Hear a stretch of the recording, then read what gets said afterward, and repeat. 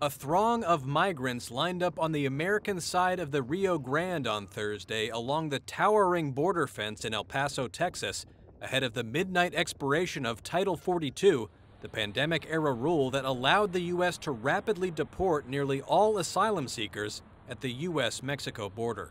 We could see very crowded, as we are now, we could see very crowded Border Patrol facilities.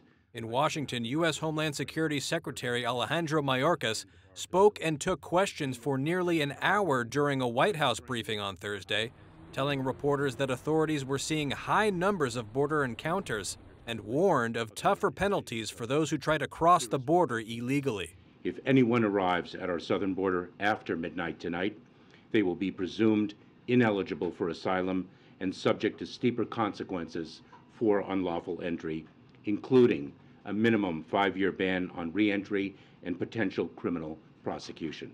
The steeper consequences are part of a new regulation rolled out by the Biden administration this week, taking effect immediately after the end of Title 42, that could deny asylum to most migrants crossing the U.S.-Mexico border illegally. But processing the surge of applicants is expected to be, in the words of President Biden, chaotic. U.S. Customs and Border Protection has in recent days been holding up to 28,000 migrants at its facilities, far beyond its stated capacity, in what appeared to be a record, according to 2 federal officials and the Border Patrol's union.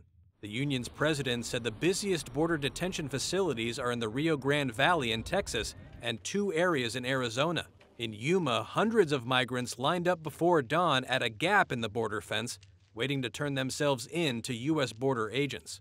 Some, including 40-year-old Giovanna Gomez from Colombia, heard about the U.S. policy change and decided to try their luck at crossing now. In my country, what we hear about immigration is that it will only be allowed until May 11th.